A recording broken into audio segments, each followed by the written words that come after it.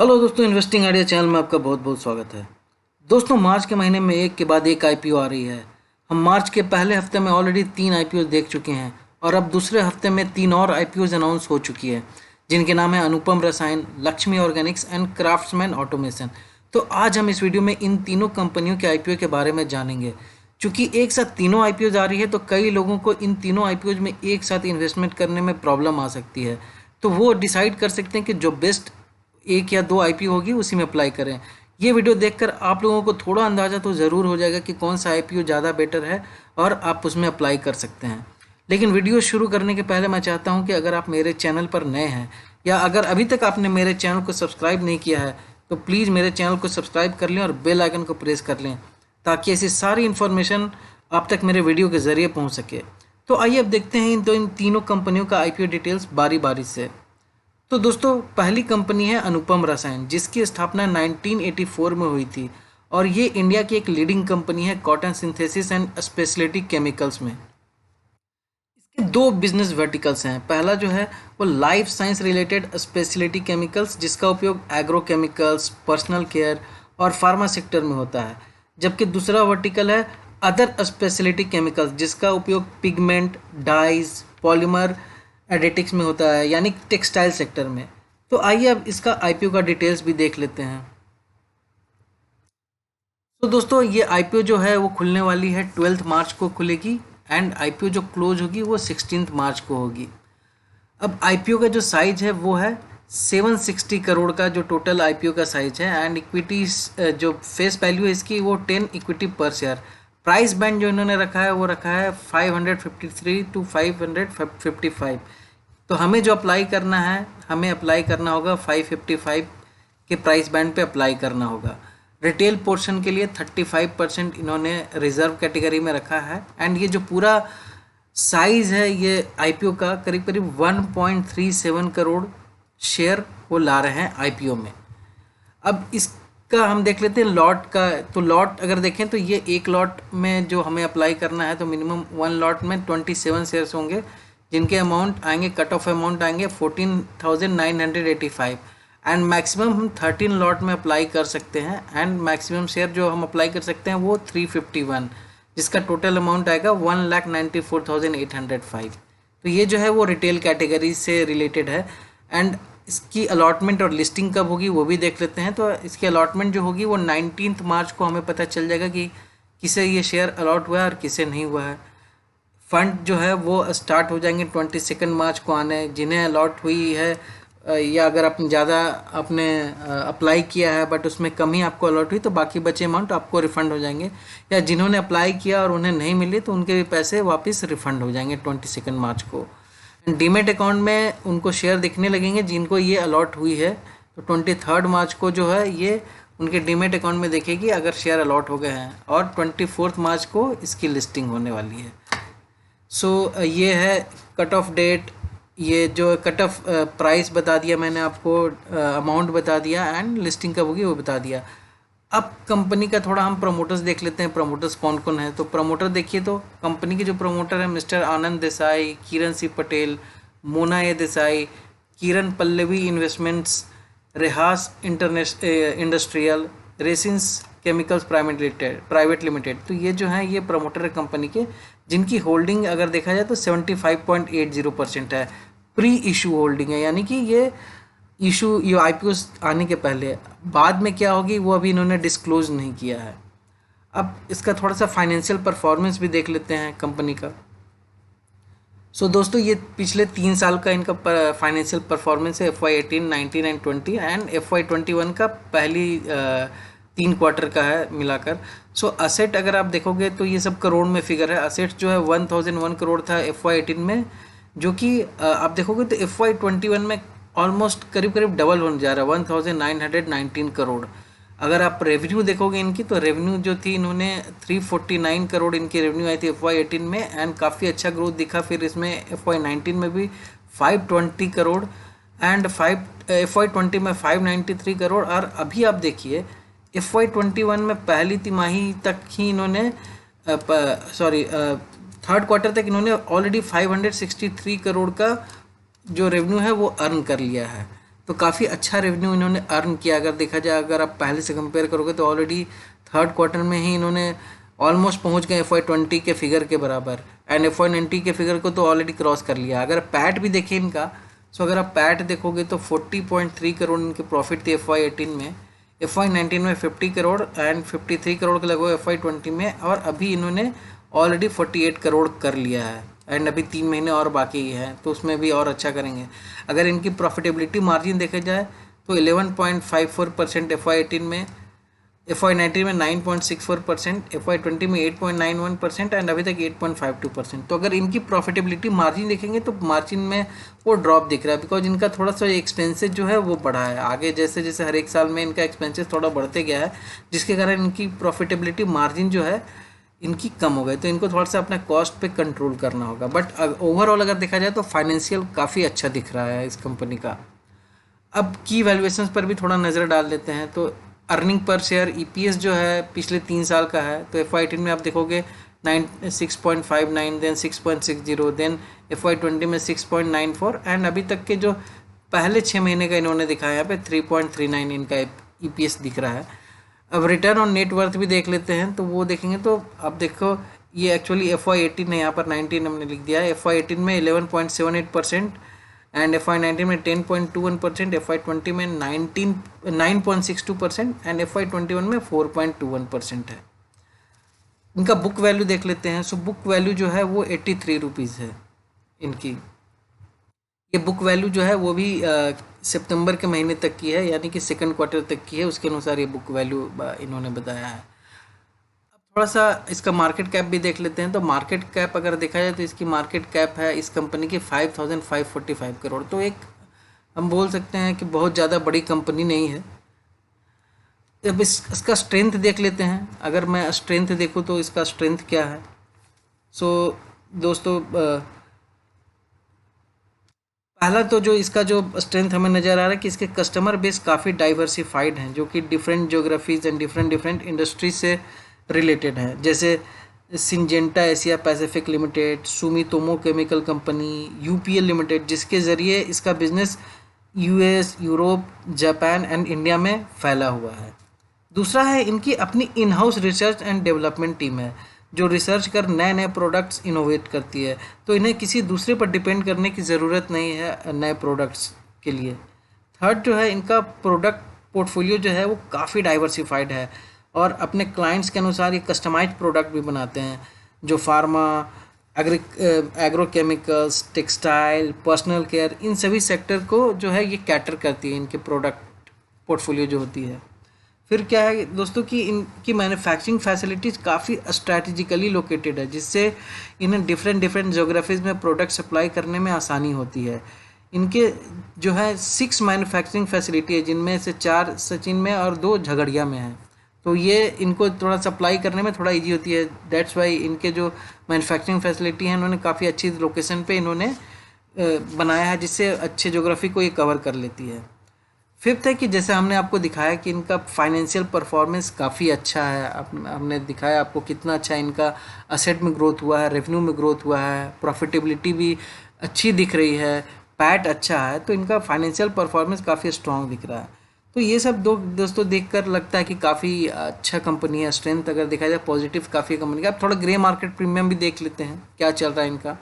सो ये अब देखिए ग्रे मार्केट प्रीमियम 7 मार्च का अगर आप देखोगे तो ये 330 रुपीज़ चल रहा है इनका प्रीमियम रेट, यानी कि करीब करीब ये जो इनका प्राइस जो इन्होंने रखा है अपना बैंड, IPO का शेयर बैंड प्राइस बैंड जो रखा है, वहाँ से करीब करीब ये 59% प्रीमियम पर ये 7 मार्च को चल रही थी। अब उसके बाद देखते हैं 8 मार्च को क्या है। 8 मार्च को थोड़ा सा जो प्रीमियम गिरकर वो 265 पर हो गई, एंड थोड़ा सा नहीं अच्छा खासा गिरा है, एंड जो प्रीमियम है 48% है। एंड 9 मार्च में भी थोड़ी सी गिरावट देखी गई है। सो 9 मार्च का ये 5 बजे तक का ये फिगर है। सो 263 रुपीज़ दिख रहा है प्रीमियम, एंड 47% इनका जो प्राइस बैंड है वहाँ से 47% प्रीमियम है।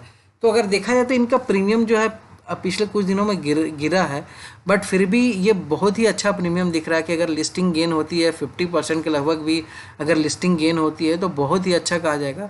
एंड हालांकि ये तो अभी शुरुआत है, अभी और जैसे जैसे दिन आगे बढ़ेगा मुझे लगता है मार्केट में मोमेंटम बनता जाएगा इस कंपनी के बारे में, IPO में लिस्टिंग से रिलेटेड।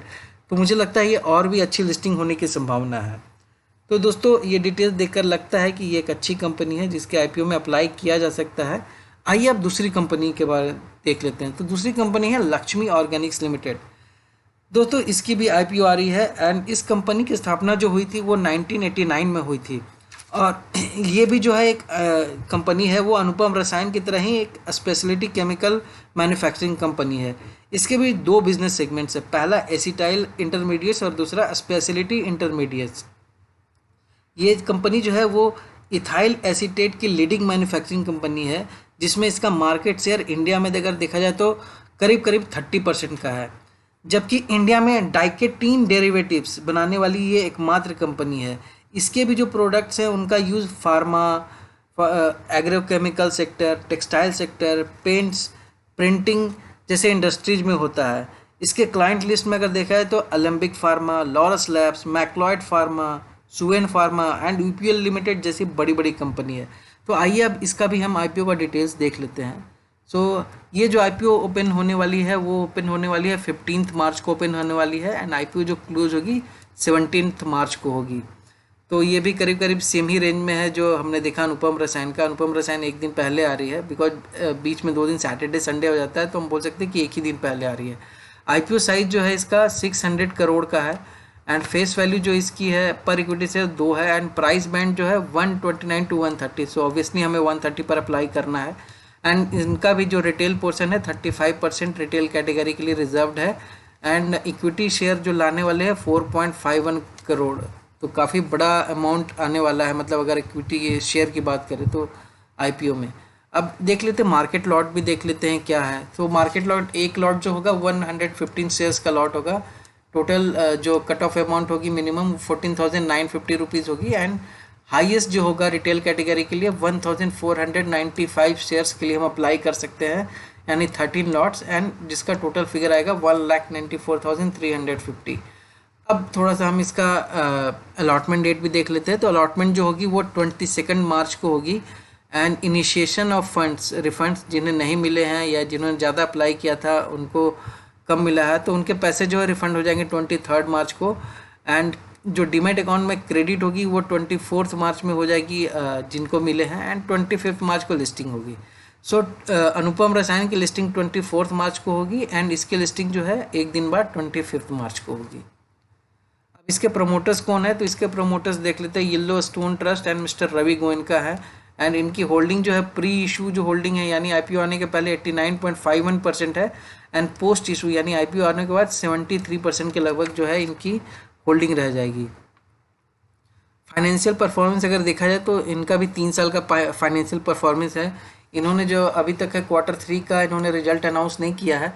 FY18 की देखा जाए तो 894 करोड़ इनकी एसेट साइज थी एंड FY19 में ठीक ठाक ग्रोथ हुई 1014 करोड़। FY20 में ऑलमोस्ट फ्लैट ही रही है 1070 करोड़ एंड FY21 के आप देखिए Q2 तक ऑलमोस्ट ये पहुंचने वाली है 1037 करोड़। अगर रेवेन्यू की बात करें तो आप देखो 1396 करोड़ इनकी रेवेन्यू FY18 में एंड देन 1574 एंड FY20 में थोड़ी सी डिप हुई 1538 करोड़ एंड अभी तक इन्होंने 2 क्वार्टर में यानी सितंबर के क्वार्टर तक 814 करोड़ का रेवेन्यू अर्न कर लिया है। जहां तक प्रॉफिट आफ्टर टैक्स की बात है तो वो देखें तो 75 करोड़ थी FY18 में, देन FY19 में थोड़ी सी कम हुई 72 करोड़, देन फिर वापस कम हुई 70 करोड़ एंड अभी तक इसने पहले 6 महीने में 45 करोड़ अर्न किया है। तो ये साल हमें देखा जाए तो थोड़ा बेटर दिख रहा है। अगर पैट देखा जाए तो प्रॉफिटेबिलिटी मार्जिन भी अगर देखें तो 5.42% थी, फिर गिर के 4.60 हो गई, फिर वापस थोड़ा गिरी 4.56% और ये देखिए ये साल काफ़ी अच्छा दिख रहा है। इनका ग्रोथ दिख रहा है नेट प्रॉफिटेबिलिटी मार्जिन में 5.59%। तो ऑब्वियसली ये थोड़ा सा उन्होंने कॉस्ट कटिंग किया रहेगा, लॉकडाउन के कारण काफ़ी सारी कंपनी की कॉस्ट कटिंग हुई जिनके कारण इनका प्रॉफिटेबिलिटी मार्जिन बढ़ा है, तो इनका भी दिख रहा है। बट ओवरऑल देखा जाए तो इनका भी फाइनेंशियल परफॉर्मेंस ठीक ठाक दिख रहा है, अच्छा दिख रहा है। अब की वैल्यूएशंस इनके भी देख लेते हैं। तो ईपीएस अगर देखा जाए तो FY18 में इनका 3.03 था per share EPS earning per share. Then FY19 में 2.89, देन FY20 में 2.86। सो स्लाइटली आप देखोगे तो थोड़ा गिरा ईपीएस, एंड पहले 6 महीने में 2.02 रही है। तो ये साल मुझे उम्मीद है कि ज़्यादा बेटर रहेगी EPS. And return on net worth भी गिरा है, आप देखोगे तो 20.01% से ये 16.31% है, देन 16.45% एंड देन 9.65% FY21 में। बुक वैल्यू क्या है? सो बुक वैल्यू अगर देखा जाए तो 20.90, यानी करीब करीब 21 रुपये इसकी बुक वैल्यू है।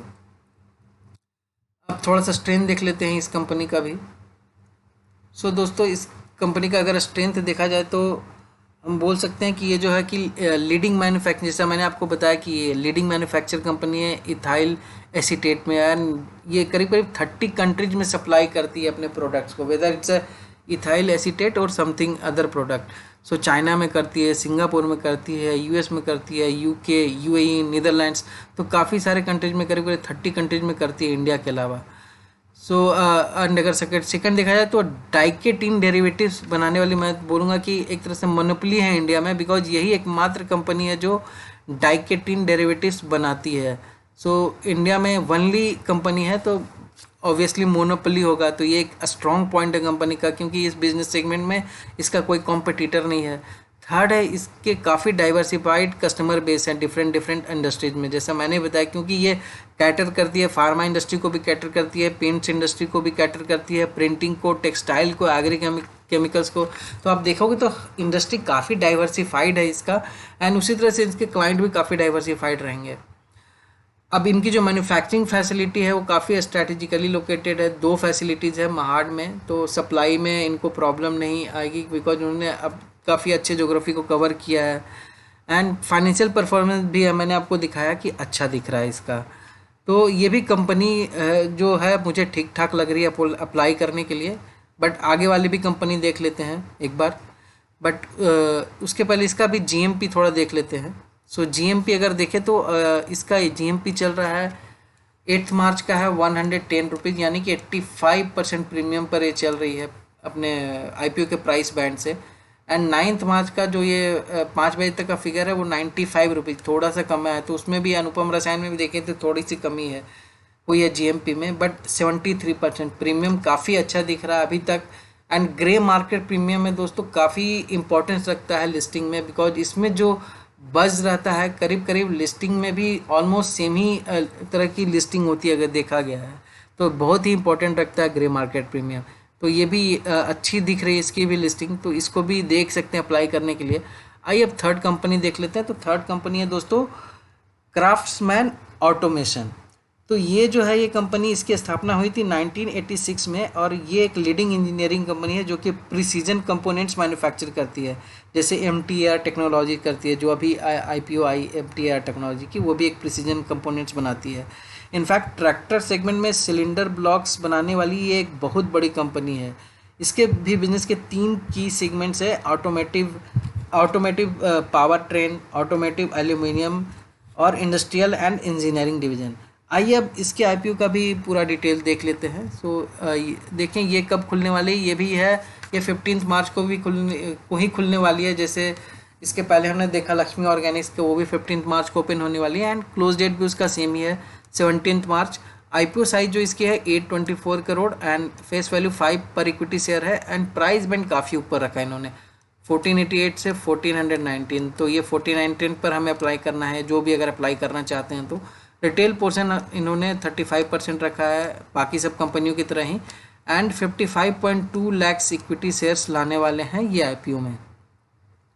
अब लॉट साइज देख लेते हैं। सो लॉट साइज अगर देखा है तो 10 का लॉट है, 10 शेयर का, एंड 14,900 कट ऑफ अमाउंट रहेगा, एंड जो मैक्सिमम अप्लाई कर सकते हैं 130 शेयर यानी 13 लॉट्स 1,93,700 तक का हम जो रिटेल कैटेगरी के हैं इन्वेस्टर वो अप्लाई कर सकते हैं। अब अलॉटमेंट डेट कब है इनकी? अलॉटमेंट डेट जो है वो 22 मार्च को अलॉटमेंट होगी, पता चल जाएगा हमें किसे मिला है किसे नहीं मिला है, जो भी अप्लाई करेंगे। फंड आना स्टार्ट हो जाएंगे 23 मार्च को, 24 मार्च को डीमैट में क्रेडिट हो जाएगी जिनको अलॉट हुआ है, 25 मार्च को लिस्टिंग होगी। तो लक्ष्मी ऑर्गेनिक्स की भी लिस्टिंग 25 मार्च को ही होने वाली है। तो अगर देखा है तो टाइम टेबल बिल्कुल सेम ही है लक्ष्मी ऑर्गेनिक्स का और इस क्राफ्ट्समैन ऑटोमेशन कंपनी का।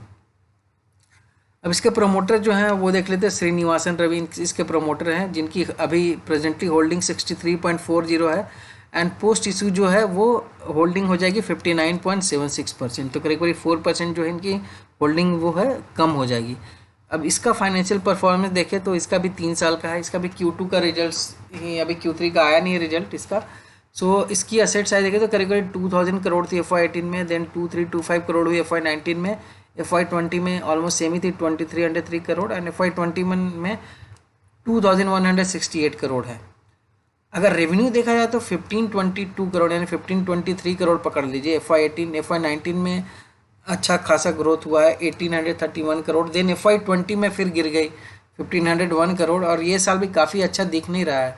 FY21 का आप देखोगे फर्स्ट 6 महीने जो है उसमें 537 करोड़ ही इनकी रेवेन्यू दिख रही है।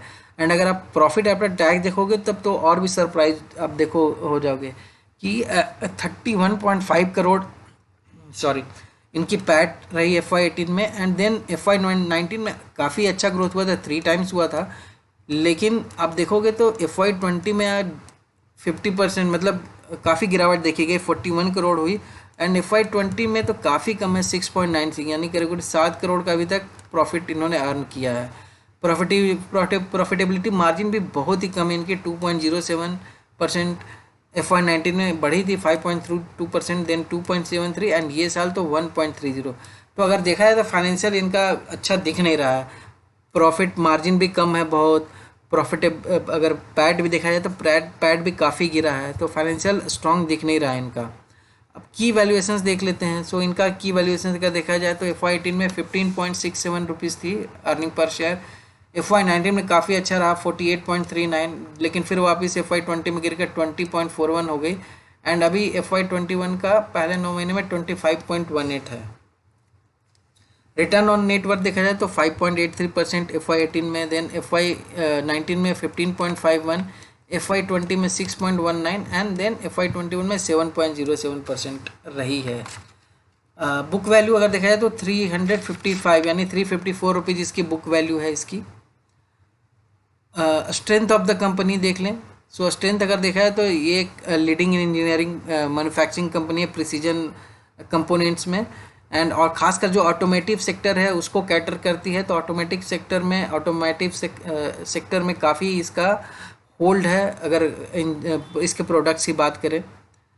सो सेकंड है कि इनके भी जो है मैन्युफैक्चरिंग फैसिलिटीज़ हैं। In fact 12 state of art manufacturing facility है जो पूरे कंट्री में 7 सिटीज़ में है।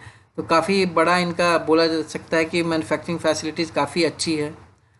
थर्ड, इनके जो प्रोडक्ट डिज़ाइन कैपेबिलिटी काफ़ी स्ट्रॉन्ग है बिकॉज ये ऑटोमोटिव सेक्टर को कैटर करती है। तो इंडस्ट्रियल गियर्स भी बनाती है, मैरिन इंजन्स भी बनाती है, गियर बॉक्सेस बनाती है, क्रेन किट्स बनाती है। तो जो इनके प्रोडक्ट डिज़ाइन है वो काफ़ी स्ट्रॉन्ग होते हैं जिनका यूसेज कई सारे कंपनी जो करती है वो भी मैं अभी आपको बताने वाला। इनके जो क्लाइंट लिस्ट है काफ़ी स्ट्रॉन्ग है, जैसे टाटा मोटर्स है, M&M है, Mahindra and Mahindra, royal Enfields, Siemens, Scotts, Ashok Leyland. So ये सब जो है काफ़ी बड़ी कंपनी अगर देखा जाए तो ये सब जो है थोड़ा सा स्ट्रॉन्ग पॉइंट दिख रहा है कंपनी का। हालांकि इसका GMP अभी स्टार्ट नहीं हुआ है, मतलब पता नहीं चला है। तो जैसे ही GMP होगा मुझे लगता है कल से आना स्टार्ट हो जाएगा तो आप लोगों को पता चल जाएगा क्या GMP रेट चल रही है। तो दोस्तों हमने इन तीनों कंपनियों का जो है IPO डिटेल्स देख लिया। ये तीनों ही कंपनी अपने बिजनेस की अगर बोला जाए तो एक लीडिंग कंपनी है, लेकिन सारे डिटेल्स देखने के बाद मुझे अनुपम रसायन और लक्ष्मी ऑर्गेनिक्स ज़्यादा अट्रैक्टिव लग रही है। उनका GMP भी अगर देखा जाए तो मार्केट प्रीमियम रेट जो है ग्रे मार्केट प्रीमियम रेट काफ़ी अच्छा चल रहा है और उसमें लिस्टिंग अच्छी होने की संभावना है, क्योंकि अगर 50, 60, 70% प्रीमियम पर लिस्टिंग होती है तो बहुत ही अच्छी मानी जाती है। तो हम इन दोनों कंपनियों को देख सकते हैं अप्लाई करने के लिए उसके IPO में। हालांकि आप अपना डिसीजन खुद सोच समझ कर लीजिएगा। इस कंपनी की अगर बात करें क्राफ्टमैन ऑटोमेशन की, तो ये भी अच्छी कंपनी है, लेकिन इसका फाइनेंशियल कुछ अच्छा स्ट्रॉन्ग दिख नहीं रहा है मुझे अभी फ़िलहाल। सो अभी टाइम है हमारे पास, हम देख लेंगे और इसका भी मार्केट बज़ कैसा है एंड देन फिर आप कोई डिसीजन लीजिएगा। आप भी सोच समझ कर ही पूरा डिसीजन लीजिएगा, मेरे कहने पर नहीं जाएगा। तो दोस्तों अब वीडियो क्लोज करता हूँ। उम्मीद करता हूँ कि वीडियो आपको अच्छा लगा होगा। तो अगर अच्छा लगा है तो एक लाइक कर दें, और अगर अभी तक आपने मेरे चैनल को सब्सक्राइब नहीं किया है तो प्लीज़ मेरे चैनल को सब्सक्राइब कर लें। मैं फिर मिलूँगा आपसे एक नए वीडियो के साथ, तब तक के लिए goodbye and take care. Thank you.